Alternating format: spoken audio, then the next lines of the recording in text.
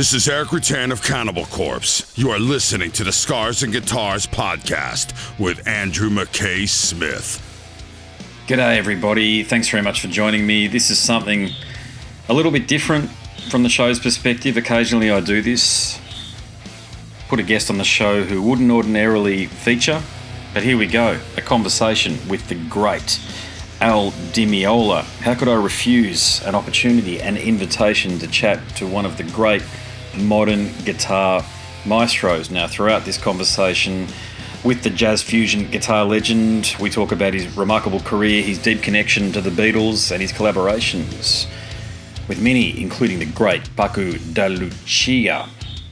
This conversation was recorded in March of 2020, so it's a few years old now, but there's plenty of gold throughout the conversation that I think old and new fans and people who are yet to get to know Al will appreciate.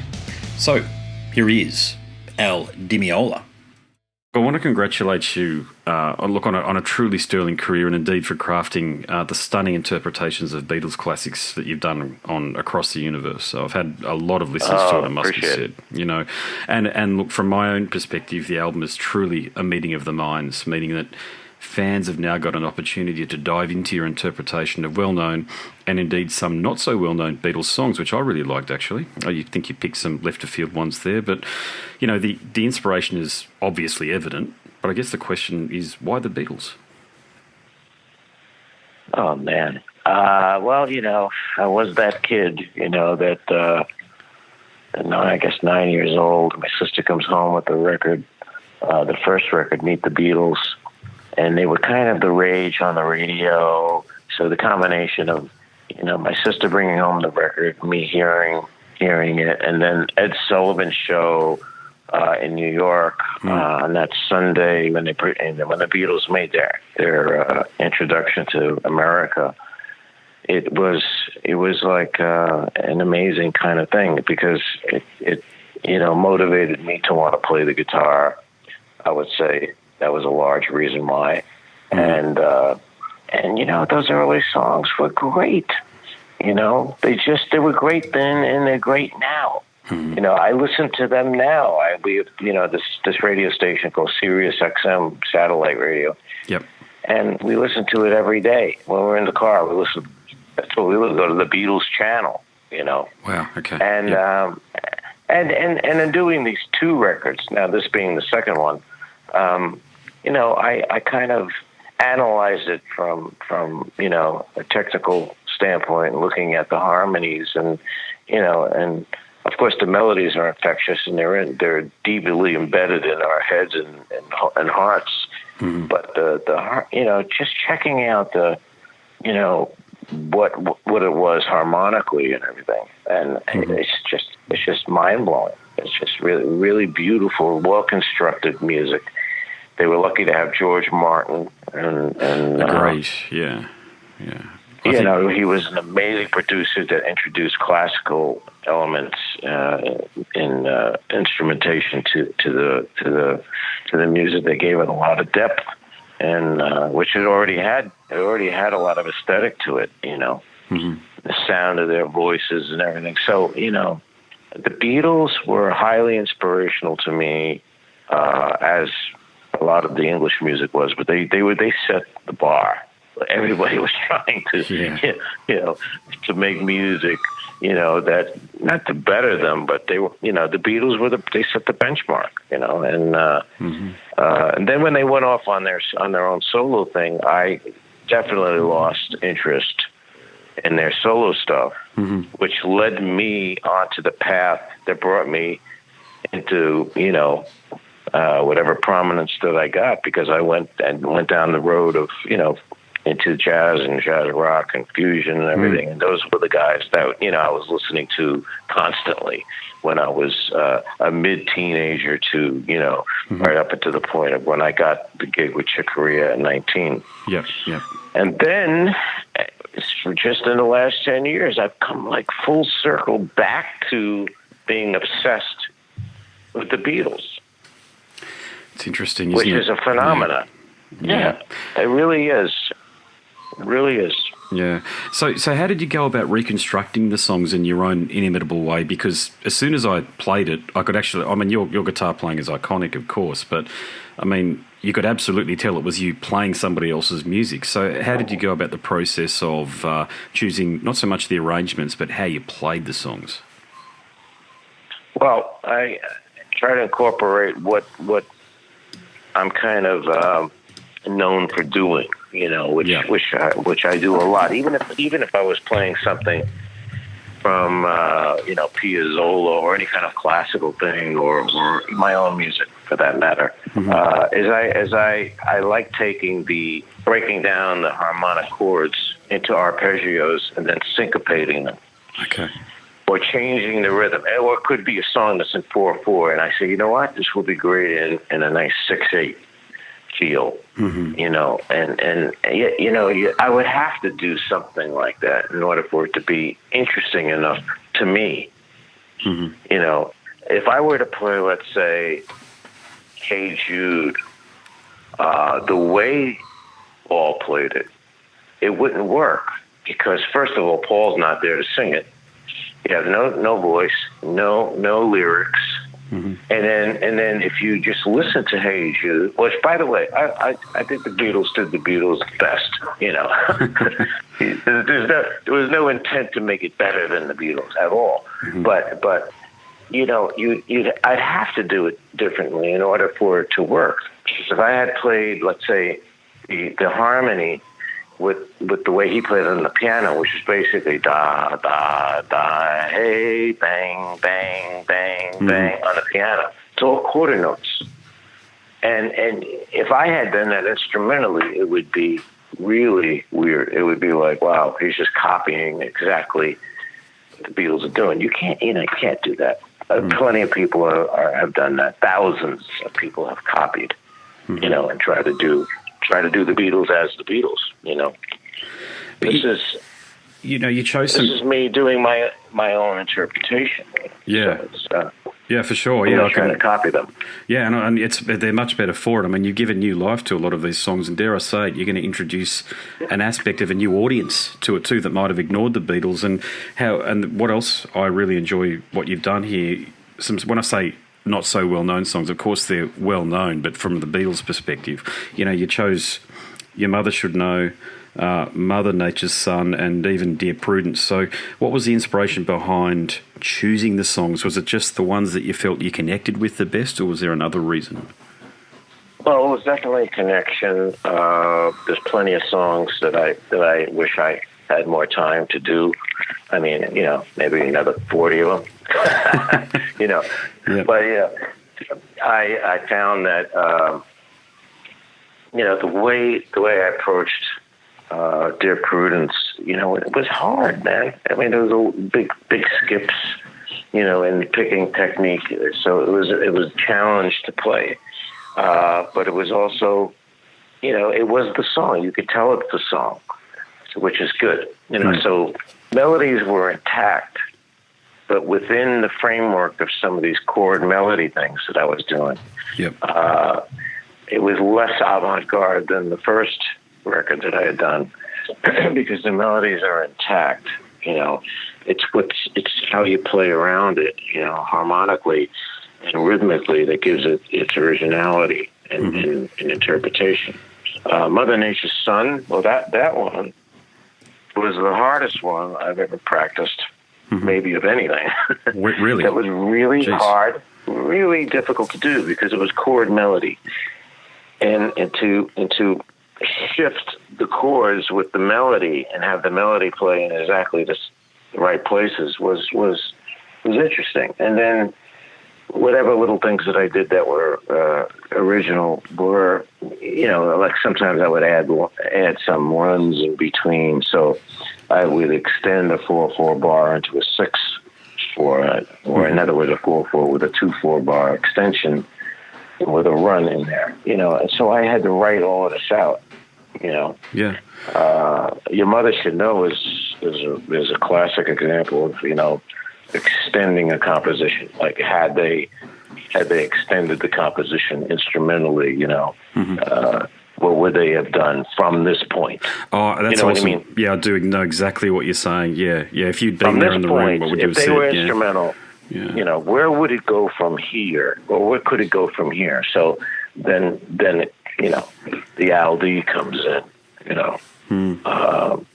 with all due respect to them, because, it's not a matter of doing it better than them. It's just bringing my world into their world, with all the aesthetic that they have, not minimizing it, and not doing it like a jazz guy, like jazz guys have done Beatles, because even jazz guys love the Beatles, but I found that a lot of them have changed it so drastically. It's like you don't even recognize the song,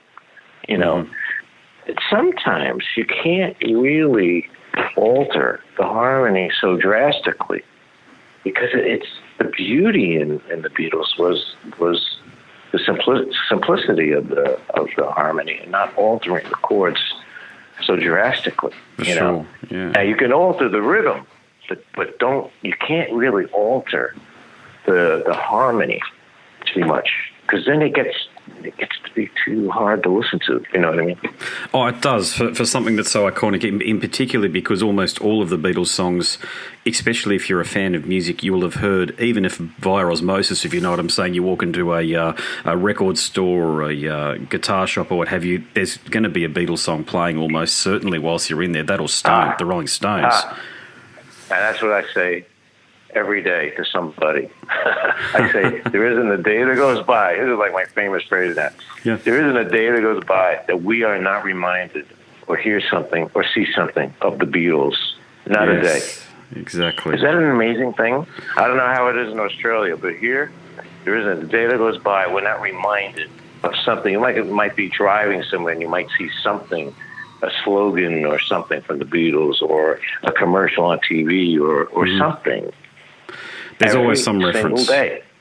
Same here, Yes. mate. Yeah, exactly the same in Australia. Australia and the US aren't too different, and culturally it's virtually the same. Them, or maybe not so much the Stones, but certainly the Beatles. The other big one here is Pink Floyd. Even though they haven't played here in about 40 years or whatever it's been, they're still a very popular band. But yeah, you really are on point. And you may have answered this question here, but I need to ask, okay, because everything comes across so seamless. Everything sounds as though it connects together so beautifully. But were there any challenges that you really had to focus on to overcome? Oh, with this record? Yes. Making the record? Oh, God, yes. Jesus Christ. Yeah.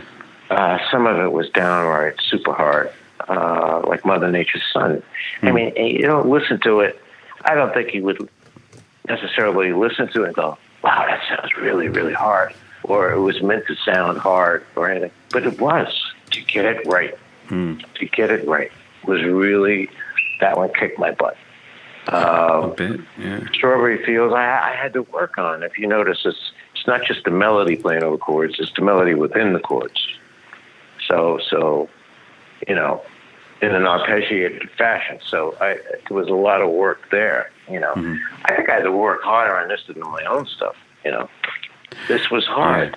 Yeah. Not everything. I mean, the Hey Jude's sort of not as hard, but I almost had recorded Maxwell's Silver Hammer, which was also a chord melody piece, and that was extremely difficult, but I didn't have time to get it on the record. Other ones that were challenging, and Your Mother Should Know. Yep, can hear that. Because because of that whole chord melody thing with syncopation, so that is a challenge. Anytime you do Here, There, and Everywhere, brutal. Yeah, I bet. I can hear that. Yeah, I can hear that. And the other one, which I really love the way you close the album out too, because as I've mentioned, I've got kids, and Octopus's Garden for them, and I guess for me too, is probably my favourite cut on the album in many ways, because I can see how much joy they get out of it. And you know what they've said to me, because I'm also a musician, they said, can I do something similar? And I thought, oh God, we'll try. But to whom does that beautiful little voice in the recording belong to? That's my little. She was 3 at the year at the time of that happened. I think this was like a half a year ago. and that's our daughter Ava. And I had like so much recording of it, and my engineer was paranoid of us using it because it had the Ringo version in the background, so she was singing along with it. Okay. And he was paranoid that any of it would be heard because they would be pouncing on us in terms of legal matter. Oh, for sure, yeah. So I had to cover it up. I said, but why do we have to cover it? It sounds so good, Well, but we also had a lot of other versions of it, from that car ride that were. It was surprising how well in tune she was singing. But when she went off after the verse, she was actually humming the guitar solo. Okay. Yes. There you go. So there's a little bit of her humming the guitar solo. We only wanted to use, a very short little clip at the end of the record. But she actually hums the guitar solo almost exactly in tune. And I said, man, this is too precious. You got to use this. Yeah, it's a wonderful memory for you both. Yeah, as I say, having kids, it's a wonderful memory for you both. And is that the first time she's appeared on a record with you? Oh, well, 3 years old? I would say it's the first time, yeah. There you go. Now I got to... You hear another voice on Dear Prudence, by the way. Oh, is that right? Okay, I'll check that out. No, I'd guess... Check it out at the beginning of the song, and in the middle is my 22-year-old daughter, Valentina, and myself. So we're singing that one of those phrases within the song that we put at the beginning and in the middle. You can hear us both. Yeah. Hey, I'll just do a time check because I actually wasn't given a length of time to chat to you for, but believe me, I can keep on talking. So if we've got more time, I'd love to ask you more questions. Go ahead. Yeah. Look, I'm a long-time fan, as you can probably tell, of your work, and probably my favourite stuff that you've been a part of is the tour de force that you created alongside of John McLaughlin and, of course, the musically immortal Paco De Lucia. And look, I consider your work and the work of John and also Paco to be up there alongside of John Coltrane, Miles Davis, Aretha Franklin, Ronnie Spector, all of the greats, in that if you class yourself as a genuine, and excuse the language for a moment, no bullshit fan of music, you're drawn to it. No matter what genre you listen to, you'll eventually arrive at a recording that features yourself or Paco or John or Aretha. But my question for you is actually about your partnership with Paco, because I've got to be frank here, three of the greatest guitarists of all time sharing the stage can likely go awry, but it didn't. And the three albums are to be treasured, of course, I've got them. So Friday Night in San Francisco, Passion, Grace and Fire, and probably my favourite, the Guitar Trio from 1993. But when you look back on your time with Paco, what are your most prominent memories? Well, I mean, the first time him arriving in New York for my second solo album, Elegant Gypsy, is a standout because he came in, he hardly spoke English. I mean, so little that he had an interpreter, a friend who was just doing all the interpreting.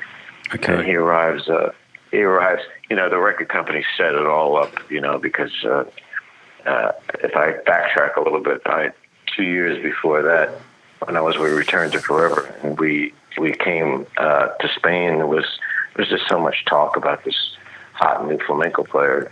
So I went to the local department store called El Corte Inglés, which their big department store in Madrid, and I went to the record department, which was quite extensive. Picked up a few of his records, went back to the States, listened to them, and was knocked out.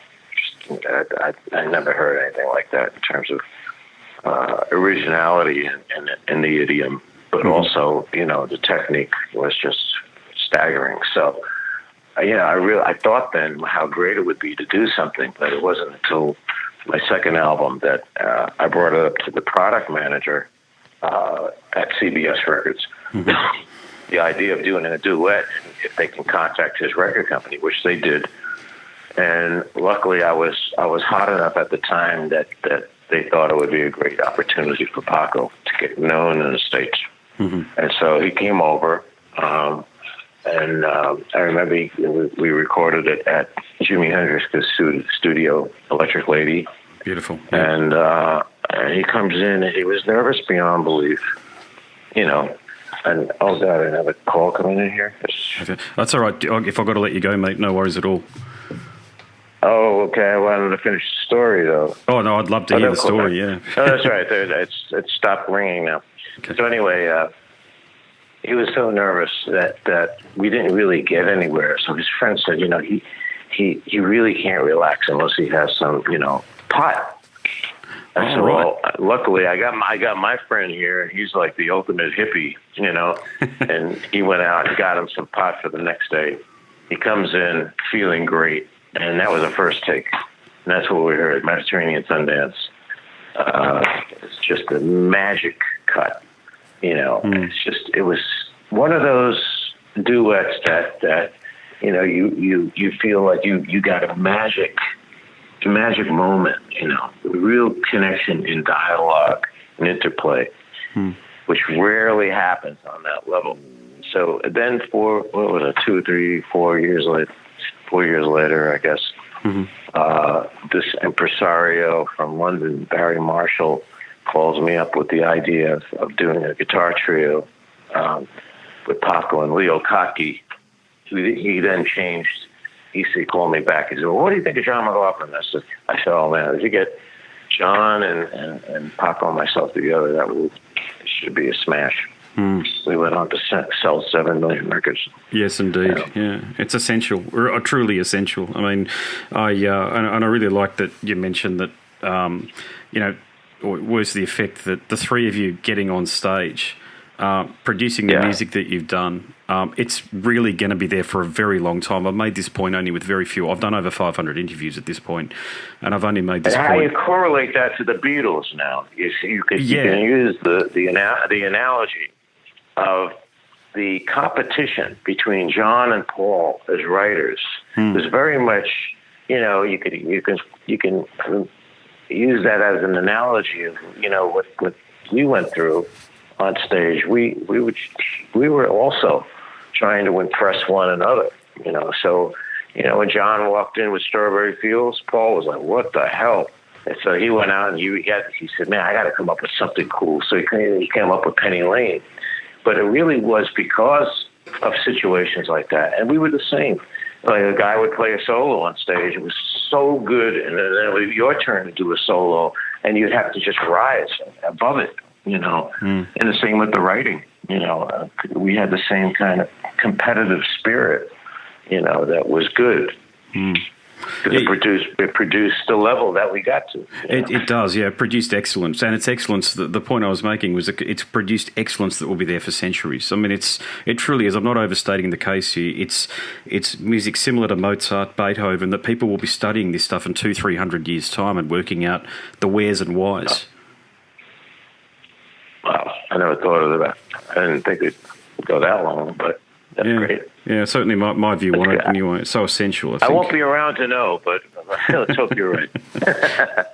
I guess I should wrap it up, but I just want to ask one more question from you. Australia, okay. I know you've been here a couple of times, but have you had a lot of interaction and a lot of connections from Australian fans over the years?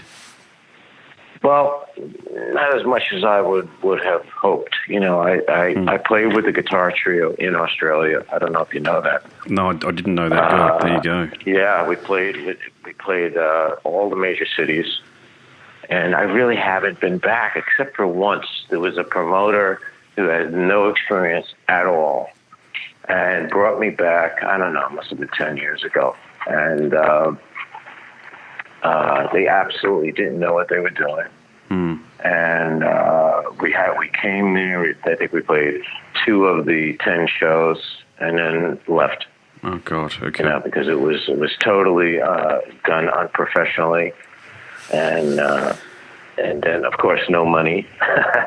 So we had to leave and go back. But we've certainly tried to come back many times, and it was just we just need more promotion, and it's just hard to play there. I don't know why. It's hard to get the right promoter to sponsor it.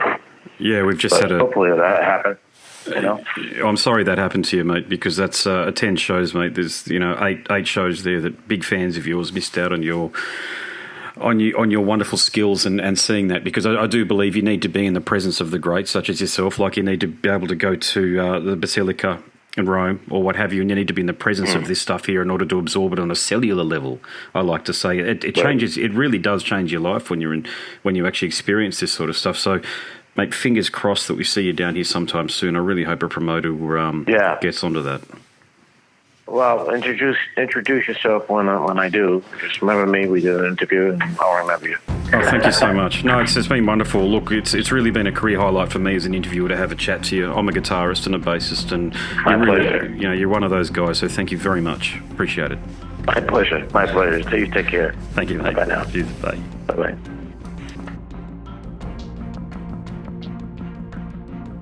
Well, there you have it, a conversation with the great Al Di Meola. They don't come along very often, but occasionally, as you just heard, they do. Okay, so there are many more conversations from the world of hard rock, heavy metal, extreme metal and beyond. If you're new to the show, over at scarsandguitars.com.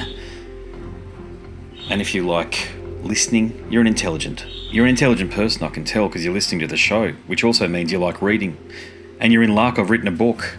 Click on the link in the banner on the website and you'll be taken to a marketplace of your choice and you can download a sample. Yes, indeed. You can try before you buy. If you do complete the purchase, I'm easy to communicate with. Hit me up because I want to thank you in person. There's some more information to share with you about the book, but before we get to that, my name's Andrew Mackay-Smith and I'm the host of the Scars and Guitars podcast. Until next time, it's a very goodbye for now. This is Eric Rattan of Cannibal Corpse. You are listening to the Scars and Guitars podcast with Andrew Mackay-Smith. I've been the host of the Scars and Guitars podcast since 2017. The first musician I interviewed for the show was David Vincent from Morbid Angel, and things have just snowballed from there. In all, I've posted almost 650 podcast episodes featuring conversations with many of the leading lights of rock, heavy metal, and beyond. It just got to a point where I thought, I need to write a book about all this, so that's exactly what I did. In Scars and Guitars Volume 1, you'll read a heap of deep reveals and commentary, such as Des Fafara talking about Coal Chamber and why the band will never return. You know, if you're a band just starting out, you need to hear me. Do not start a band with partners. Ever. Yeah, wise words there. Sage advice, mate, for anybody. Don't ever, because I can't go do Coal Chamber right now unless I get others involved. Phil Anselmo talks about the episode in his career which gives him the greatest sense of accomplishment. I think the staying power of the fans and the staying power of the songs, you know, whether it's Pantera, Down, or Superjoint, the fans remember the songs. Alex Skolnick from Testament confirms that, yes, playing the guitar in Ozzy's band is anything but an ordinary gig. Will Silent Oz from Dimmu Borgir write a book? Pa from Sabaton gives advice to people who want to start a band. Look at the team around you, look at the bandmates. If the guys want to be on the stage, then it's all cool. If the guys want to be backstage, then it's not going to be cool. Current and former members of Cradle of Filth discuss the band's seminal 90s material. Read about the reaction to George Lynch and Mark from Suicide Silence's comments when they throw shade at then President Donald Trump. We have this idiotic monster, you know, this egotistical, self-aggrandizing, complete piece of shit in there. I just can't understand how we've gotten to this place. And yeah, we kicked a hornet's nest with Sepultura. Percussive overlord Gene Hoglan talks about recording with Chuck Schuldiner. Chuck was always, he was very open-minded, and he was into having his musicians that were playing with him just reach out for the best stuff that they had. Phil Campbell from Motorhead discusses what it takes to get sober. John Five answers his critics who dismiss his tenure with Marilyn Manson. You know, my name is John Five, and Manson gave me that name, and I had some of the best years of my life in that band and learned a lot. And we get the lowdown on Treyarch Zagtoth from those who would know, including his mother. All across Scars and Guitars Volume 1, there are moments of tension, relief, tragedy, exhilaration, and throughout it all, you'll obtain insight that I believe no one else has managed to obtain from many of your favourite artists. So treat yourself. Scars and Guitars Volume 1 is currently available as an ebook with a print edition on the horizon. Follow the links attached and download a sample. I'm sure you'll be compelled to read the whole book.